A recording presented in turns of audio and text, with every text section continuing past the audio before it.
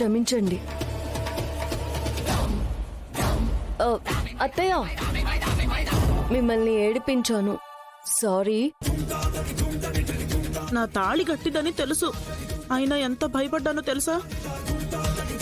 ఇది గట్టి ప్రాణమే, అప్పుడే పోదు. నువ్వేం కంగారు పడకు.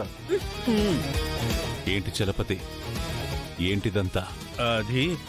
అది పెదనాన్న, ఇందులో చలపతి బాబాయ్ తప్పేమీ లేదు.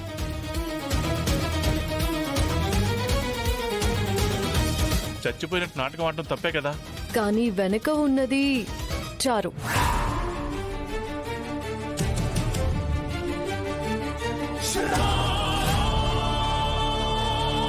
కూతురి కోసం నాన్న నిమిత్త మాత్రుడయ్యాడు. పాపం, నాన్న చనిపోయాడనే సింపతి కార్డ్తో మనందరి దగ్గర మార్కులు కొట్టేసి శ్రీనుని పెళ్లి చేసుకోవాలని ప్లాన్ చేసింది.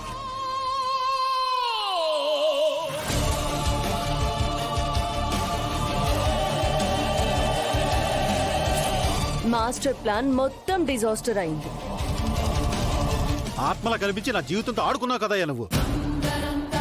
బావా, ఇదంతా నాటకమా?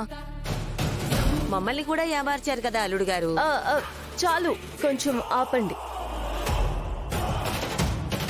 మీరిద్దరూ ఆస్కార్ కి కొంచెం దగ్గరగా ఉన్నారు. ఇంకా చాలు, ఆపేయండి. పెదనాన్న, మీరే చూసారు కదా, మన మధ్యలో ఉంటూ మన తిండి తింటూ మనల్నందరినీ పిచ్చివాళ్ళని చేసింది. జైలు నుంచి బయటకొచ్చి జైలు జీవితం నన్ను మార్చేసింది.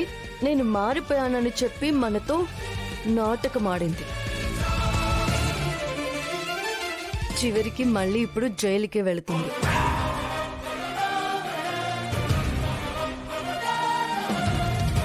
ఎస్ఐ గారు, తనని అరెస్ట్ చేయండి.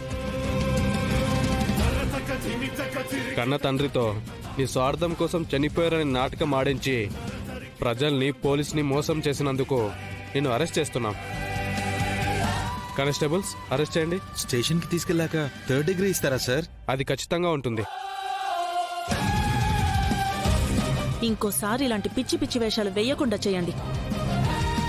మళ్ళీ నా ఇంటి గురించి ఆలోచించాలన్నా భయపడాల్చారు. జాగ్రత్త.